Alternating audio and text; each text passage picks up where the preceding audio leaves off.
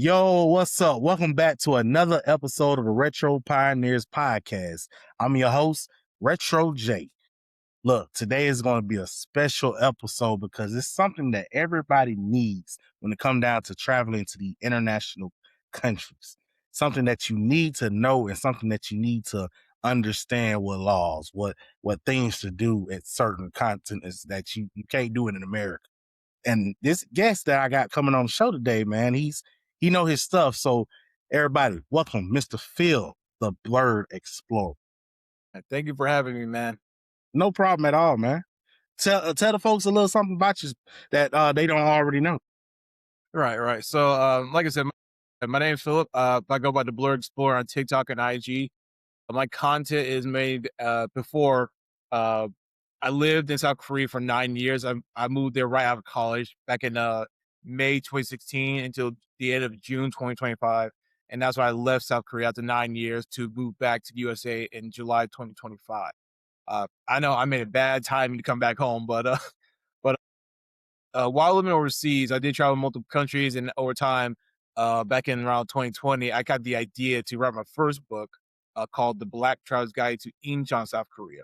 For my content in general, and what inspired me with the books, and as well as my own content, because at the time there wasn't enough Black travel representation, because a lot of times when you do look online, social media, YouTube, TikTok, later on TikTok, you see mostly white travelers. And don't get me wrong, there's some white travel content creators that I follow to this day that I enjoy the content. But sometimes with this skin tone, with our haircut, with our hairstyles, traveling while black is a completely different experience than a white person, especially when it comes to Asia, for sure, than to many parts of Asia. And that's what kind of inspired me to write it. Plus, no one really done it before, so I figured, why not do it? So like my first book was published in September 2020, and then I made a second book called The Black Traveler's Guide to Daegu, South Korea. And both books did good for a first time author, right? So I figured, hey, why not do a full big old travel guidebook for South Korea? And that's what I've been working on since 2021. And then later on, I went to Thailand for the first time in 2023. And while I was sitting in my hotel room recovering from food poisoning in Bangkok, I was watching the new episode of The Last of Us that was just aired, right? And that's what kind of inspired me to like, you know what, why not make a black travel guidebook for Thailand? Why not do it for next? Because I actually I'm enjoying it, so why not do it? And then the next following year, I went to Siem Reap, Cambodia. I had a blast over there too. I figured, and no one's really, there's not a lot of black travelers talking about Cambodia as well. So I figured, you know what, why not do a 2-for-1? Okay. And with this, were you traveling for military duties or you just was I gotta get out of USA? Gotcha, got you. So I taught ESL, so English as second language. I taught English over there in South Korea for 9 years. I was never military. I am military brat, but I was never in the military though. Okay. I thought about joining, and it just never worked out. At the end, I realized, okay, I'd rather, if I did travel, I'd rather do fun, be at my own freedom, at my own pace. Now, the South Korea book, I'll admit the two books, in terms of length and content, South Korea is going to be a lot more than Thailand, mostly because I lived in South Korea. So, of course, it was much easier to go travel to other parts of the country. Whereas Thailand is like, okay, I don't have a limited amount of time and funds to do what I need to. I'm going to get so much in.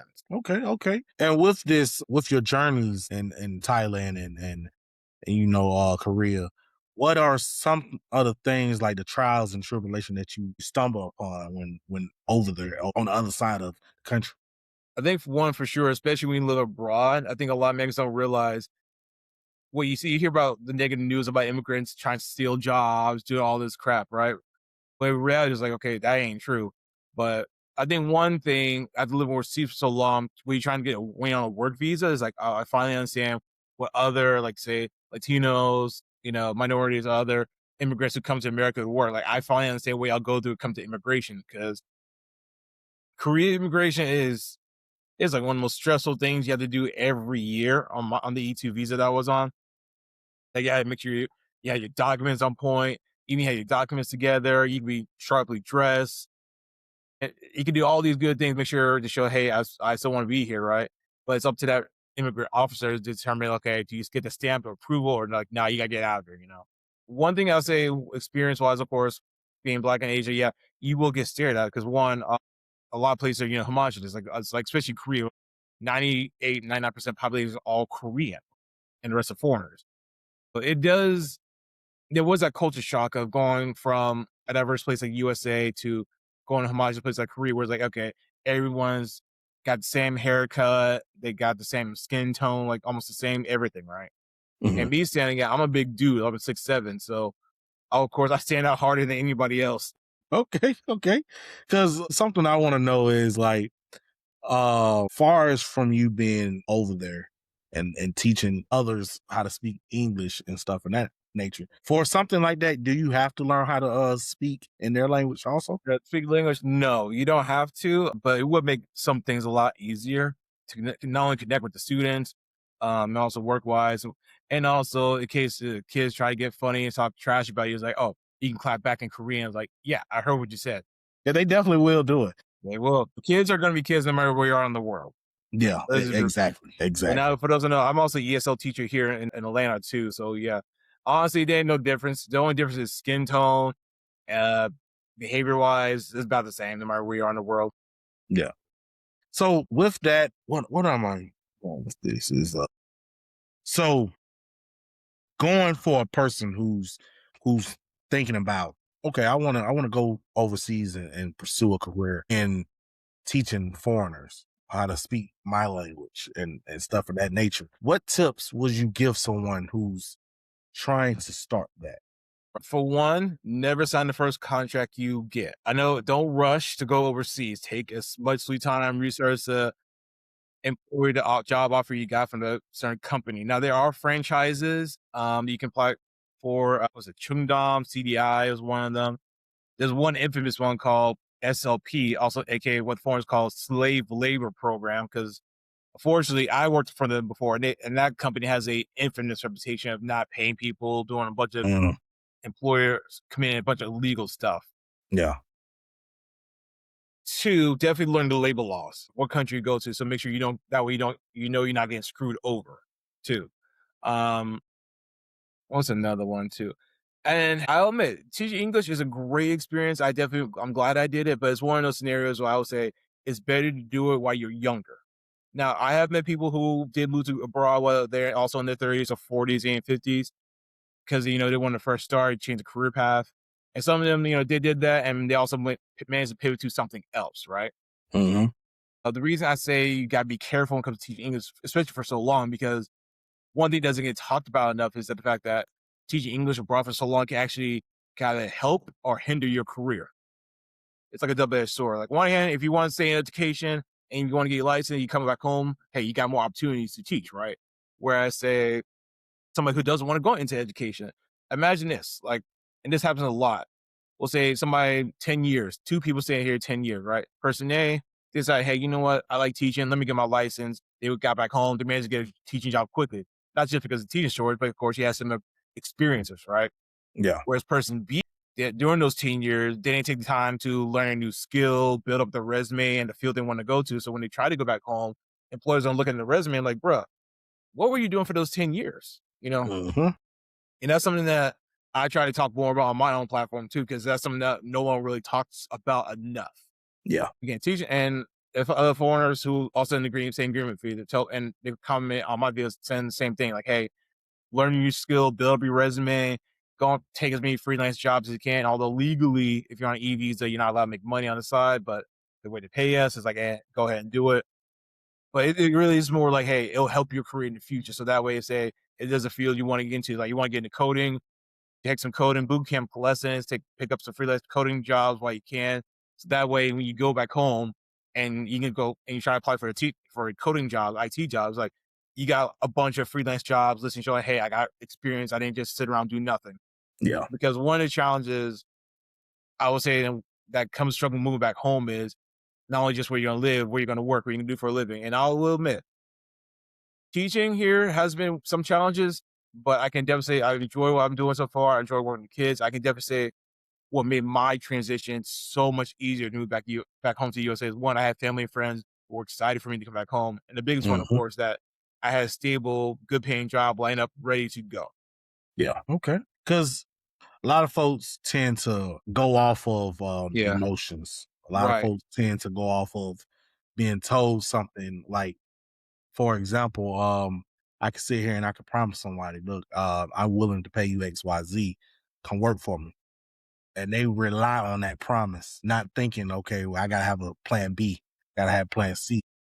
And once that plan A don't go forth, they get all discouraged and stuff of that nature. So far as that, what got you into writing? Like what sparked that passion? Well, I guess you could say I was been a writer. I did do some writing back in college for the school newspaper, doing video games reviews and stuff. And definitely COVID definitely had a lot of time since downtime. One day I was at a school before we shut down because of COVID. I was thinking about some ways to make some money. And I saw this webinar about ways to hustle, make side hustle. And I thought about, oh, what if, what if, has anybody made like say a black travel guide book for South Korea? And no one really has. I mean, you can see travel vlogs and blogs on Mhm. South Korea. Well, no one's made like say, I guess in a way like a definitive guide for it, like especially for a black perspective. Because again, being a black person in Korea is gonna be completely different than being a white person in Korea. So during when I was down, I guess you could say I guess it kind of say it was furloughed technically, but not really. I was still being paid. But, I was stuck at home because of COVID. So that's when I started my first book, The Black Tribes Guide to Incheon, South Korea. I was out exploring the city of Incheon, going to different parts, writing, taking pictures and whatnot. And then later on, that's when I went to the same thing. Went to Daegu, South Korea, because he used to live there too. I really like it. I think it's an underrated city, travel, things to do. So I worked on that book next. And that's, like I said, that's what I've been doing. And after about a year or two of that, I figured, hey, why not make a black travel guidebook for South Korea? And so I spent a lot of my weekends, holidays, traveling within the country, South Korea, because I was living in a small town, Korea. I couldn't always travel to like the other side of the country so easily, like on a weekend. So I had to plan it carefully. Mhm. So during certain like major weekends and holidays, and I would go travel to other parts of the country, take pictures, do all these things. Okay. So far as writing your first guide, right? And like you mentioned, it was doing well, so you decided to write another one, and that was doing well.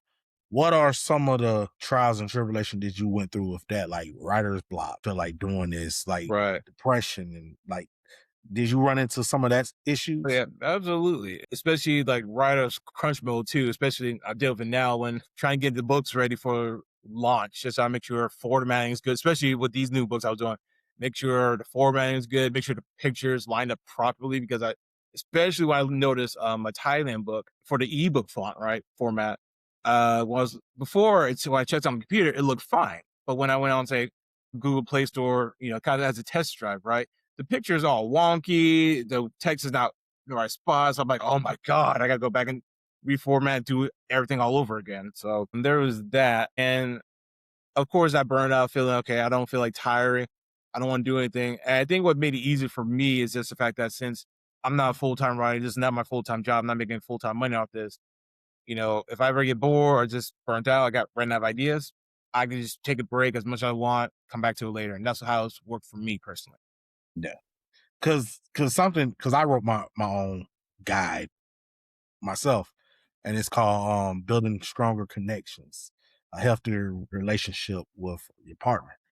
And I basically wrote it on my perspective of what me and my wife went through as us being together for 5 years and stuff of that nature. And I also ran into that situation of writer's block, not having enough content to want to keep going Yep. or stuff Yep. in that nature. And what helped me was my wife.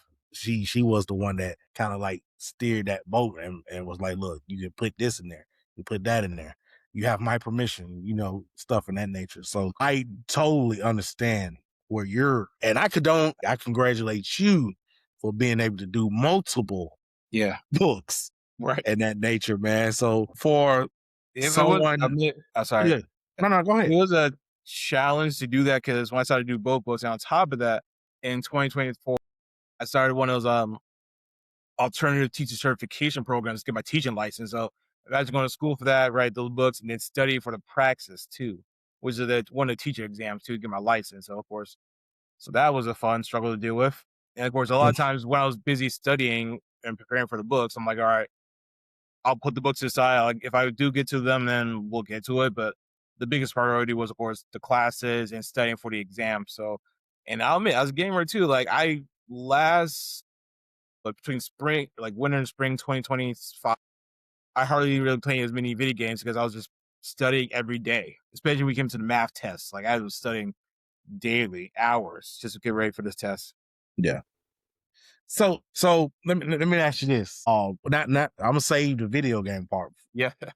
for a little later, but I definitely want to know far as the ins and outs of making time for writing your books because like I said before, it's not an easy thing to do, especially especially if you're a full-time writer, because you run into these writer blocks or these certain points where you just lose focus or passion in the book because it's not going the way we want it to go.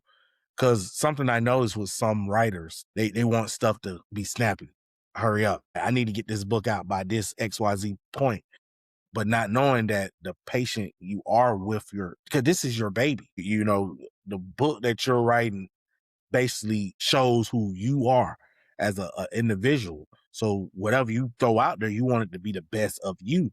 So how is that for you when it comes down to creating these books? When do you know to start and to finish? I would say start wise, and I know I have like say the best probably for sure is definitely when I had like I know I got upcoming break or vacations. Like, okay, I got time to relax. I got nothing else going on. I got a lesson plan. I got to do nothing else. Let me take the time to work on the book for an hour or two. And that's what I did. Of course, go to a cafe, get some coffee, and then sit down, work on the book. Because especially for these two books, these are like I guess Korea can be my magnum opus in a way.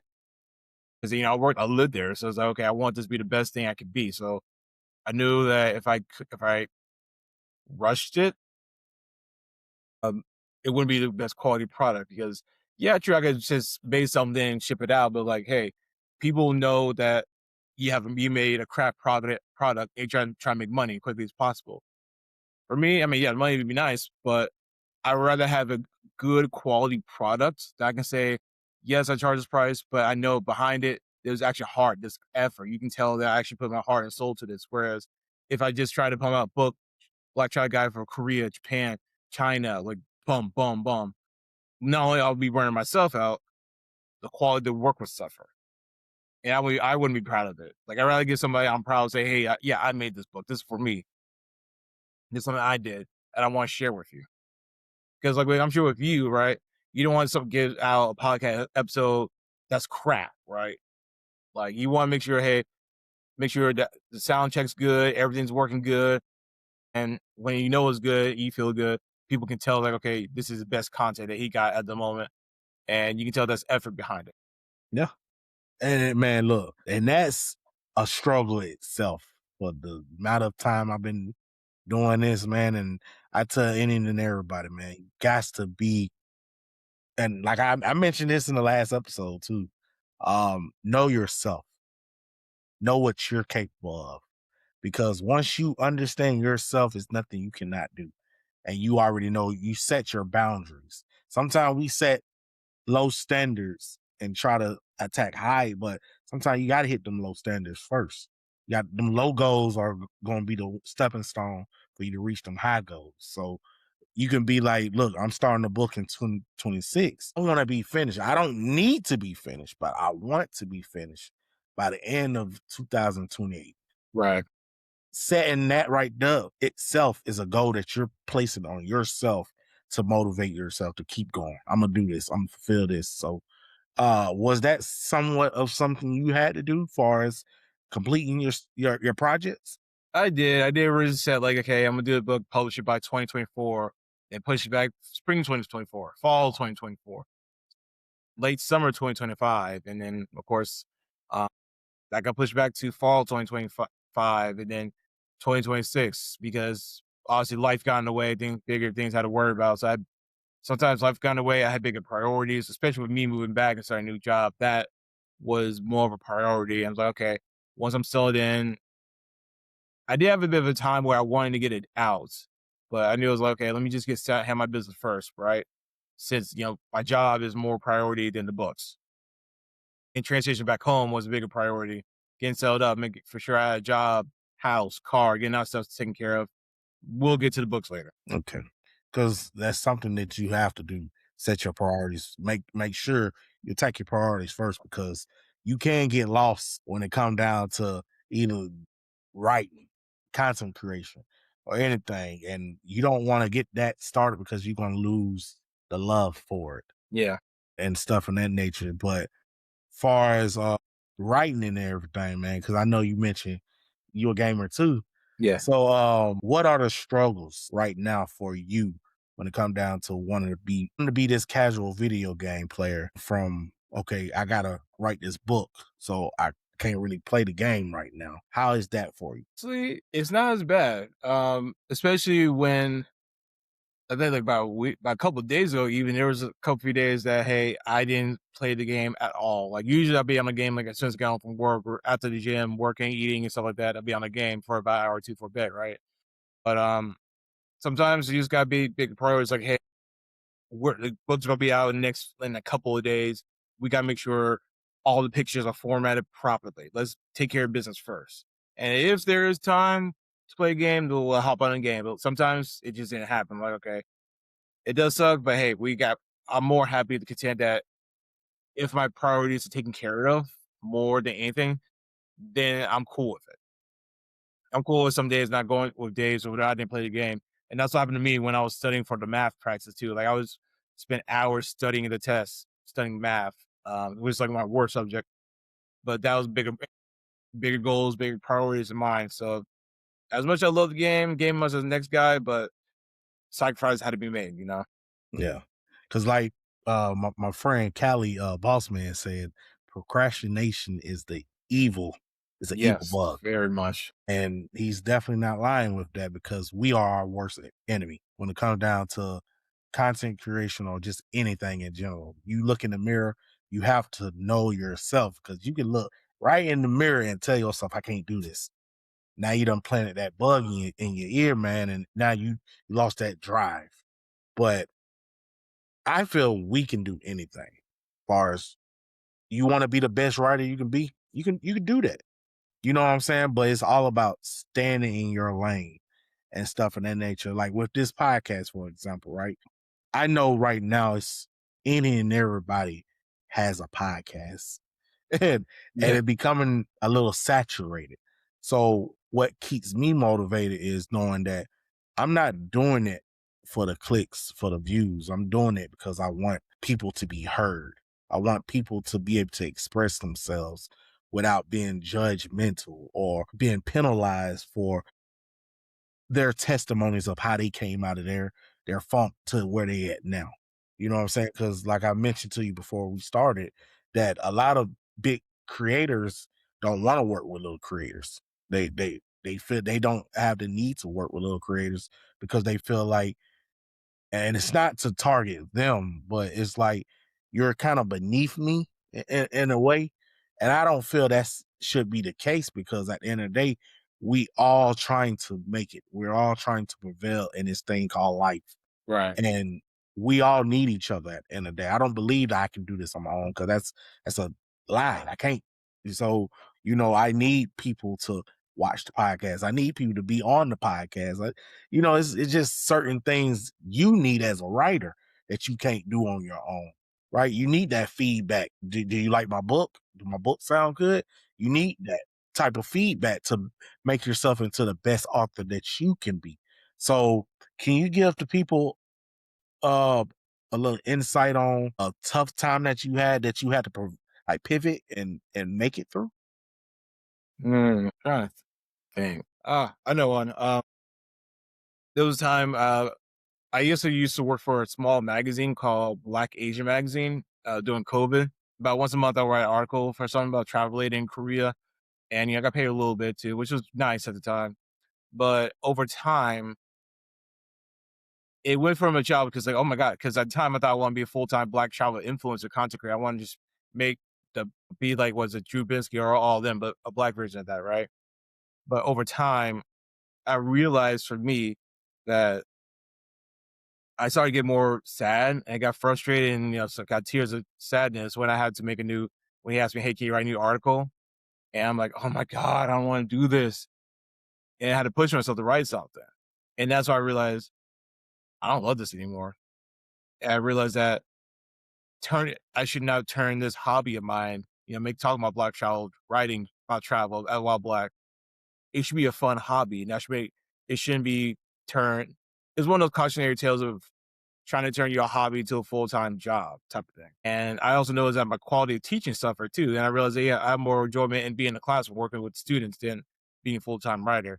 And that's why I walked away from that. And that's why I told the editor, like, hey, I'm gonna walk away from this. I realized my mental health went down recently, mostly because of being a content writer for you.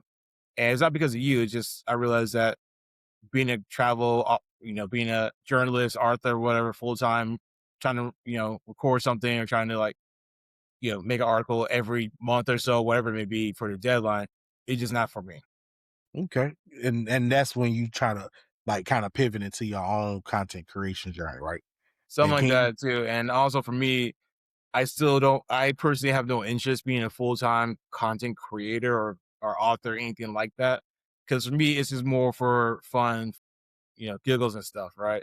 Whereas, like, okay, if I feel burnt out, I just feel like making something. I'm like, you know what? I gotta always take a break. I can always walk away.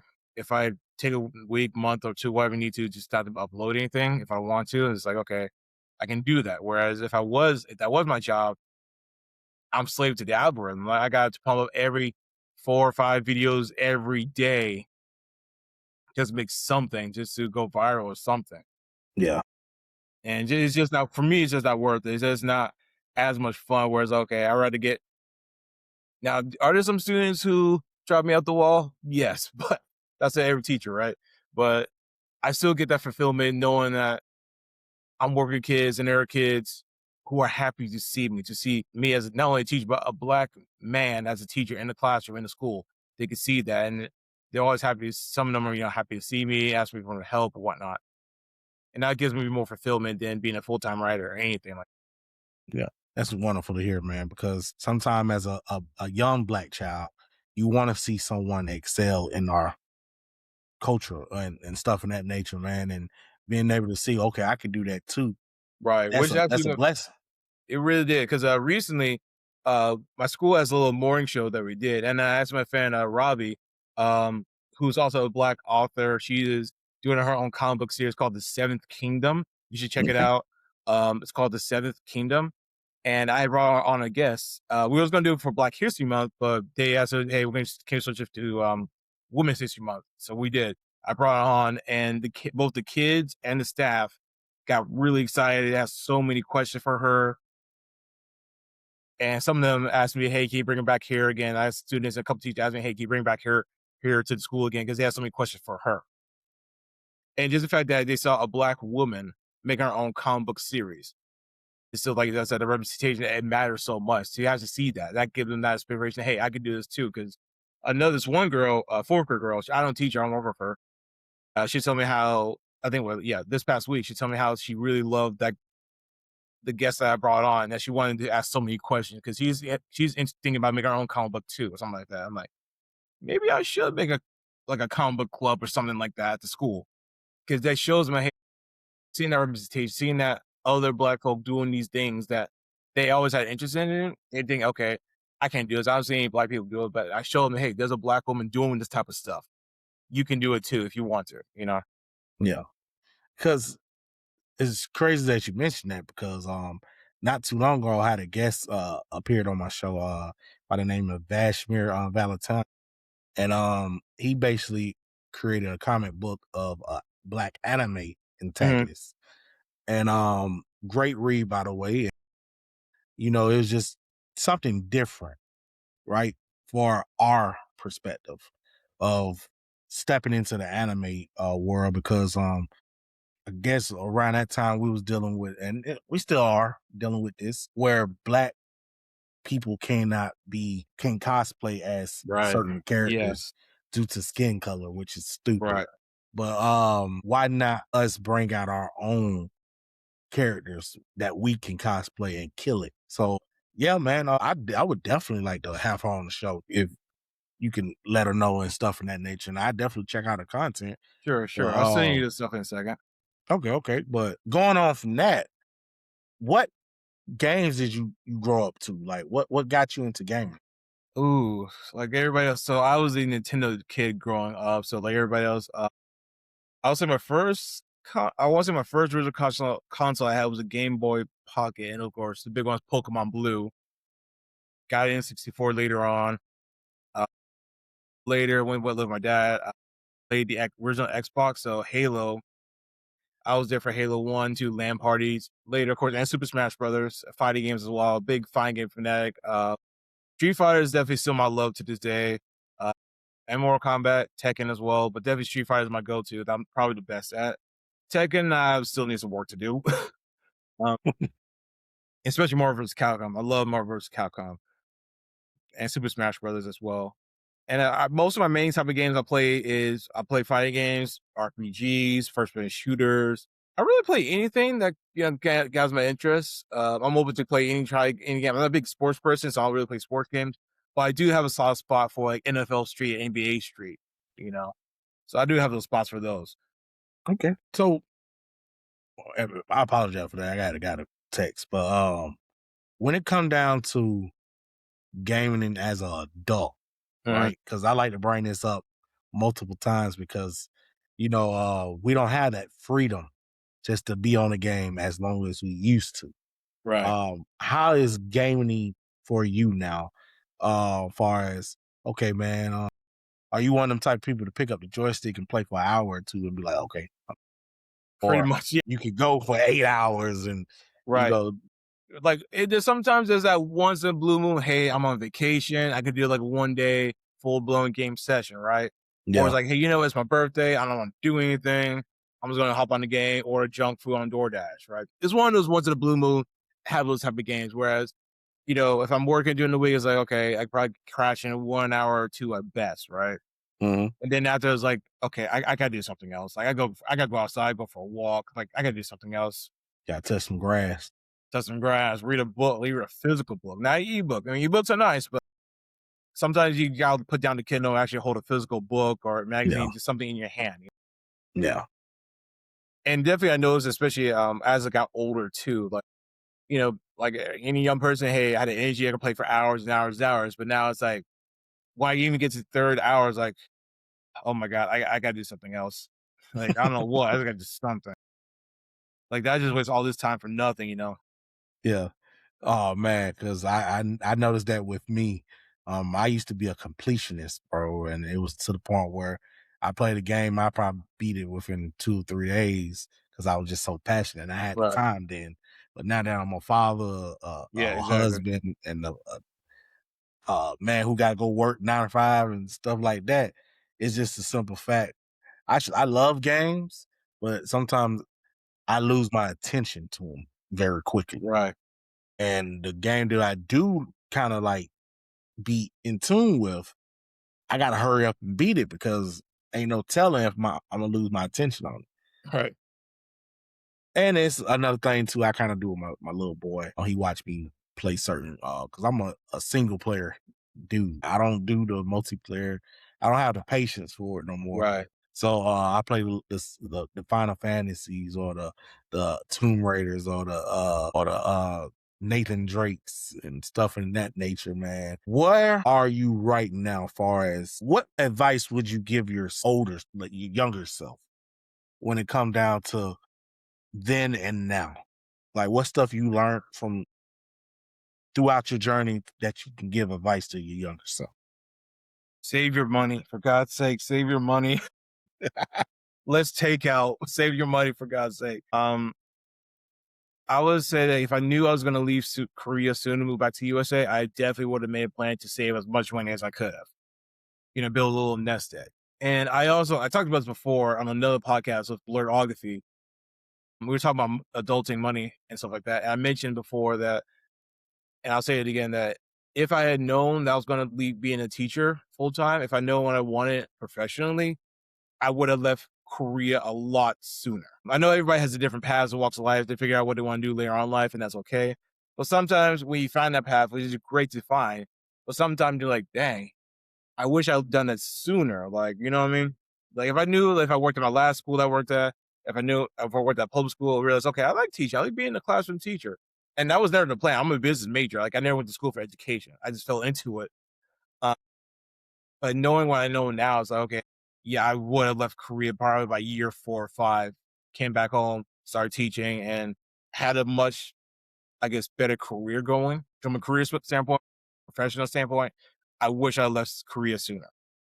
And that's only because you would have had more opportunities here, or it's just That only opportunities, pay wise for sure, salary wise. Because right now, I'm working at the school district I'm working at. I won't say where. Unfortunately, I like the school I work with, I like the people I work with. It's great.